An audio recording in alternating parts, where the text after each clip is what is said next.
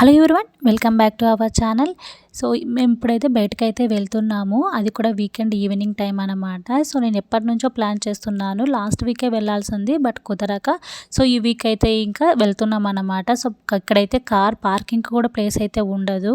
So ఎక్కడ దొరికితే అక్కడ పెట్టేసేయాలి. పర్టికులర్ ప్లేస్ అయితే ఉండదన్నమాట. మా అపార్ట్మెంట్ సైడ్ నుంచి బ్యాక్ సైడ్ అయితే ఇవన్నీ హౌసెస్ అన్నీ కూడా ఎంటీగా ఉంటాయి. ఈ అపార్ట్మెంట్స్ అన్నీ కూడా గవర్నమెంట్కి సంబంధించినవి అనమాట. సో ఇక్కడ ఎంటీగా ఉన్న అపార్ట్మెంట్స్ అన్నీ కూడా ఆర్మీ వాళ్ళకు, నేవీ వాళ్ళకి, అలాంటి వాళ్ళకైతే వాళ్ళు ఉండడానికైతే అవన్నీ కూడా ఎంటీగా పెడతారు. ఎవరికి రెంట్ కూడా ఇవ్వరన్నమాట. సో ఇంకా మేము ఊరి ఈ ప్లేస్కి అయితే వెళ్ళాల్సిన ప్లేస్ అయితే చాలా ఊరి బయట అయితే ఉంటుందన్నమాట. సో ఇదంతా కూడా మొత్తం డెజర్ట్ ప్లేసే కదా, మొత్తం ఇదంతా ఇసుక ఇదైతే ఉంటుంది. అలాగే పైగా ఈ ఎలక్ట్రిసిటీ ఇలాంటి టవర్స్ అన్నీ కూడా ఎక్కువగా కనిపిస్తూ ఉంటాయి. ఇక్కడ సౌదీ హౌసెస్ కనిపిస్తున్నాయి కదా, సో వాళ్ళు పార్కింగ్ అయితే ఇలా సపరేట్గా ఇలా ఒక టవర్ లాగా పెట్టి ఒక కవర్ అయితే ఉంటుంది, థిక్ కవర్, ఎండ పడిన కార్ ఏమవ్వకుండా సో ఇలా కవర్ చేసుకుంటారన్నమాట వాళ్ళు. హౌసెస్ అన్నీ కూడా చాలా స్ట్రాంగ్గా ఉంటాయి. ఇక్కడ దారంతా కూడా చాలా సైలెంట్గా ఉందన్నమాట. ఎవ్వరు కూడా ఎక్కువ జనాలు కూడా అట్లా ఏమి కనిపించరు. మొత్తం అంతా కూడా ఇసుక ప్రాంతంలాగా కనిపిస్తుంది. పైగా ఎలక్ట్రిసిటీ టవర్స్ దగ్గర ఎవరు కూడా స్టే చేయరు కదా, ఎక్కువగానే ఇవే ఉన్నాయి. ఓన్లీ వెహికల్స్ మాత్రమే పోవడానికి రావడానికి మాత్రమే అయితే ఇక్కడ జరుగుతుంది. జనాలు అయితే చాలా తక్కువగా కనిపిస్తున్నారు. ఈ ఇసుక ప్రాంతంలో మొత్తం అంతా కూడా అక్కడక్కడ మధ్యలోని విధంగా అయితే గడ్డి అయితే మొలిచి చక్కగా భలే బ్యూటిఫుల్గా కనిపిస్తుంది. పైగా ఇది కూడా చాలా సన్నగా ఉంటుందన్నమాట ఇసుక. సో ఇక్కడ అన్ని కూడా చాలా వెహికల్స్ అయితే ఉన్నాయి. ఎందుకు ఫ్యామిలీస్ తోటి, ఫ్రెండ్స్ తోటి, రిలేటివ్స్ తోటి ఈ విధంగా అయితే వచ్చి కార్లోనే అన్ని కూడా ఫుడ్ అవన్నీ ప్యాకింగ్ అయితే చేసుకొని పిల్లలు ఆడుకోవడానికి సరదాగా ఫ్యామిలీతో కూర్చొని ఎంజాయ్ చేయడానికి ఈ విధంగా అయితే వచ్చి ఈ ప్లేస్లో అయితే అందరూ కూడా కార్ ఇలా పార్కింగ్ అయితే చేసుకొని ఫ్యామిలీతో అయితే ఎంజాయ్ చేస్తుంటారనమాట. సో తర్వాత ఇంక మొత్తం ఇదంతా దాటుకొని ఇంకా పీస్ఫుల్ మెయిన్ రోడ్డుకి అయితే వచ్చాము. అలా ఫ్యామిలీస్ తోటి ఇలా ఎంజాయ్ చేయడానికి వస్తారు కదా, అలా పిల్లలతో సరదాగా ఈ విధంగా కైట్స్ కూడా ఎగరేస్తున్నారనమాట. చాలా కైట్స్ అయితే ఎగరేస్తూనే ఉన్నారు చాలాసేపటి నుంచి కూడా. ఇంకా ఫైనల్గా అయితే మేము బీచ్కి అయితే వచ్చేసాము. చూసారా ఇక్కడ బోట్ అయితే పోతుంది చాలా స్పీడ్గా, భలే సౌండ్ కూడా బయటకు వినిపిస్తుంది అన్నమాట. ఫాస్ట్ కూడా డ్రైవ్ చేస్తున్నారు. ఆ వాటర్ ఫోర్స్ మనం చూడొచ్చు. ఇంకా ఫైనల్గా మొత్తానికి అయితే బనానా బీచ్కి అయితే వచ్చేసాము. ఇది వరకు అయితే హాఫ్ మూన్ బీచ్ అనేవాళ్ళు, ఇప్పుడు వింటర్లోని సో చాలామంది కూడా వస్తూ ఉంటారు కదా, సో దానికోసం అని చెప్పేసి దీనికి నేమ్ అయితే బనానా బీచ్ అయితే పెట్టారనమాట. సో ఇంకా అక్కడ కౌంటర్ కనిపిస్తుంది కదా, అక్కడ టికెట్ అయితే తీసుకోవాలి. 20 రియాల్ ఈచ్ పర్సన్కి. ఇంకా టికెట్ తీసుకొని మేమైతే లోపలికి అయితే వెళ్ళిపోయాము. వెళ్ళంగానే మొత్తం చాలా పెద్దగా ఉంది, స్పేషియస్గా చాలా పెద్దగా ఉంది ప్లేస్ అంతా కూడా. ఇక్కడ అన్నీ కూడా food items, game items, so restaurants అలాంటివి అన్నీ కూడా. ఎంట్రన్స్లో ఒక చిన్న బస్ లాగా కనిపించింది. ఇండోర్ గేమ్స్ కూడా పెట్టారు. ఇక్కడ అన్నీ కూడా పిల్లలకు సంబంధించిన గేమ్స్ అనమాట. టికెట్ కూడా అక్కడే సెంటర్లో అనేది ఒక కౌంటర్ అయితే పెట్టారనమాట. ఇదైతే నాకు చికెన్ షాప్ భలే ఉందన్నమాట. ఇది చిన్నపిల్లలు కూర్చోలేరు కదా, సో అందుకే వాళ్ళ మదర్స్, పేరెంట్స్ కూడా కూర్చున్నారనమాట దీంట్లోని.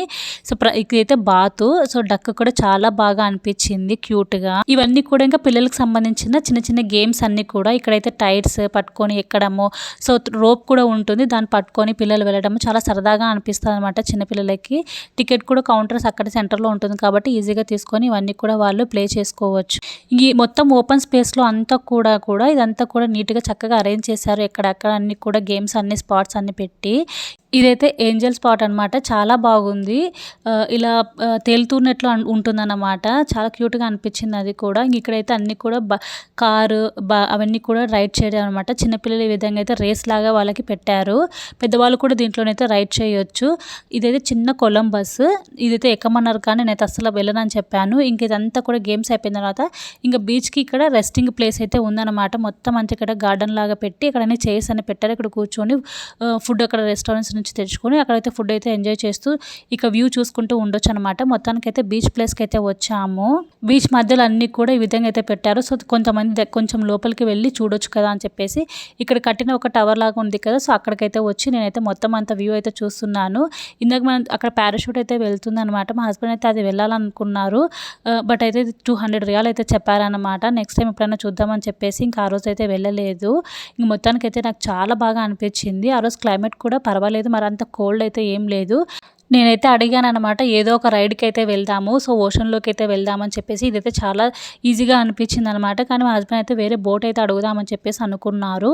అక్కడ బోట్ అంటే ఇంకా నాకు పారాషూట్ చూపించాను కదా, దాంతోపాటే వెళ్తున్నది. అలాగే లేదంటే ఇంకొకటి స్పీడ్గా వెళ్తుంది కదా, సో అలాంటిది అనమాట. అదైతే ఒక పర్సన్ వెళ్ళాలని చెప్పారు. నేనైతే బోట్ అంటే ఇట్లాంటిది అనుకున్నాను. జస్ట్ సింపుల్గా కూర్చోవడమే కదా, ఏమంత డేంజర్గా అయితే ఏమి ఉండదు అనిపించింది.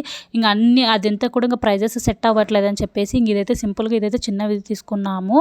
ఇంక ఇదైతే ఒక బోట్ అయితే 60 రియాల్ అయితే పడిందన్నమాట. సో మన ఫ్యామిలీ మొత్తం అనమాట. బోట్ మన ఇష్టం, ఎంతమందిని కూర్చోవచ్చు. మేము ఇద్దరమే కాబట్టి ఇద్దరం అయితే ఇంకా అక్కడ కూడా నాకు చాలా భయం అవుతుంది. వ్యూస్ తోటి ఆ బోట్ కూడా చాలా ఇలా కదుపుతుందన్నమాట. మా ఆయనతోటైతే చిన్నగా డ్రైవ్ చేయి, అంత ఫాస్ట్గా అయితే వెళ్ళొద్దు, టర్నింగ్స్ దగ్గర కూడా చిన్నగా టర్న్ చేయి, వేవ్స్ వచ్చినప్పుడు స్లో చేయి అని చెప్పేసి చెప్తున్నాను. తన వైపే అదన్నీ కూడా దాన్ని ఆపరేట్ చేసేవన్నీ ఉన్నాయన్నమాట. టర్నింగ్ తిప్పేవి వీల్స్ అవన్నీ ఉంటాయి కదా దీనికి. సో అవన్నీ కూడా అక్కడ ఉన్నాయన్నమాట బటన్స్. ఇక్కడ నేనైతే స్లోగానే వెళ్తున్నాము. ఇది చిన్న బోటు కాబట్టి దీన్ని ఒక చిన్న స్పేస్లోనే పెట్టారనమాట. ఇక్కడ కలర్స్ కనిపిస్తున్నాయి కదా, ఎంతవరకు మాత్రమే ఇక్కడ మేము ఇవైతే రౌండ్స్ అయితే వేసుకోవాలి. జస్ట్ 10 మినిట్స్ అయితే ఇచ్చారనమాట 60 రియాల్కి. అక్కడ ఒక పర్సన్ అయితే వెయిట్ చేస్తూ ఉన్నారు. ఏదన్నా డేంజర్గా ఒకవేళ కింద పడిపోయినా ఆయన వచ్చి హెల్ప్ చేయడానికి ఉంటారనమాట. మొత్తానికైతే ఒక 10 మినిట్స్ ఆ రైడ్ అయితే చేసేసి ఇంకా వచ్చేసామన్నమాట బయటికి. ఇంకా నైట్ అయితే అవ్వబోతుంది. మేము అసలు చాలా దూరం వెళ్ళాలి. చూసారు కదా, ట్రావెల్ కూడా మాకు చాలా టైం పట్టింది. అదంతా కూడా ఎంటీ స్పేస్. సో పైగా చీకటి పడిందంటే ఇంకా డేంజర్గా అనిపిస్తుంది. అందుకే అని చెప్పేసి త్వరగా వెళ్ళిపోదామని చెప్పేసి మేమైతే స్టార్ట్ అయిపోయాం. ఇది ఆఫ్టర్నూన్ 3 నుంచి ఉంటుంది. నైట్ ఎప్పటి వరకైనా ఉంటుంది అనమాట. 12 వరకు కూడా ఓపెన్ చేసే ఉంటుంది ఈ బీచ్ అయితే. సో మన ఇష్టము. దగ్గర ఉన్న వాళ్ళకైతే చాలా ఈజీగా ఉంటుంది. సో చాలా దూరం నుంచి వచ్చే వాళ్ళకైతే కొంచెం కష్టమే అనిపిస్తుంది అనమాట. ఇంకా మేమైతే అక్కడ పిజ్జా అయితే కొనుక్కొని ఇంటికైతే రిటర్న్ అయితే వెళ్ళిపోయాము. సో ఇది ఈ వ్లాగ్ మీకు ఎలా అనిపించింది అయితే కమెంట్ తప్పకుండా అయితే షేర్ చేయండి. నాకైతే బోట్ రైడింగ్ అయితే చాలా బాగా నచ్చింది. ఈ వీడియోగా నచ్చినట్లయితే లైక్ చేసి, షేర్ చేసి, ఛానల్ సబ్స్క్రైబ్ చేసి సపోర్ట్ చేయండి. మళ్ళీ నెక్స్ట్ వీడియోలో కలుద్దాం. అంతవరకు బాయ్. Thanks for watching.